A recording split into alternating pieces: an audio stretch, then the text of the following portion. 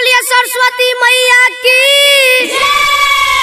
कमल फूल पे बैसल सार दे मैया के चुनरी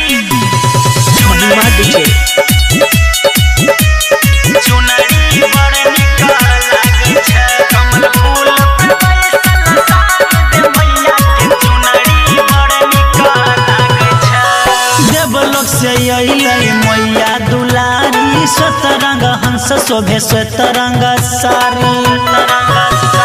देवलोक से अइलै मैया दुलारी, सतरंग हंस शोभे सतरंग सारी।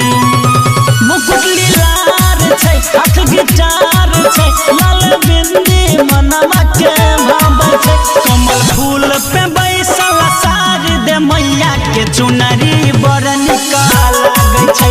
कमल फूल पे बैसल सार दे मैया के चुनरी बड़ निक लागे छै। फूल पे बैसल सार दे मैया के चुनरी बड़ निक लागे छै। चुनरी बड़ निक लागे छै। कमल फूल पे बैसल सार दे मैया के चुनरी बड़ निक लागे छै।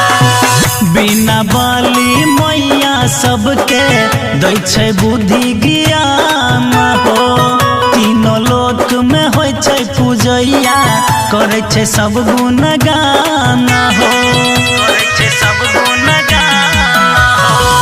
बिना बाली मैया सबके दै छै बुद्धि ज्ञान हो, तीनों लोक में होइ छै पूजैया, करे छै सब गुणगान हो। सुर के दाता भग विधाता, गम के फूल बरसाबै छै। कमल फूल पे बैसल सार दे मैया के चुनरी बड़ निक लागे छै। कमल फूल पे बैसल सार दे मैया के चुनरी बड़ निक लागे छै। फूल पे बैसल सार दे मैया के चुनरी बड़ निक लागे छै। चुनरी बड़ निक लागे छै। कमल फूल पे बैसल सार दे मैया के चुनरी बड़ निक लागे छै। हर साल में बिना बाली मैया एक बेरी आबै छै। श्रद्धा से पूजा पाठ जे करे भाग ओकर जगाबै छै, भाग ओकर जगाबै छै। हर साल में बिना बाली मैया एक बेरी आबै छै।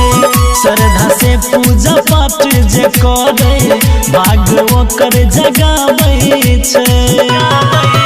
रेटर सहनी रोशन राधे भगलै मदन, हर मैया भजन गाबै छै। कमल फूल पे बैसल सार दे मैया के चुनरी बड़ निक लागे छै।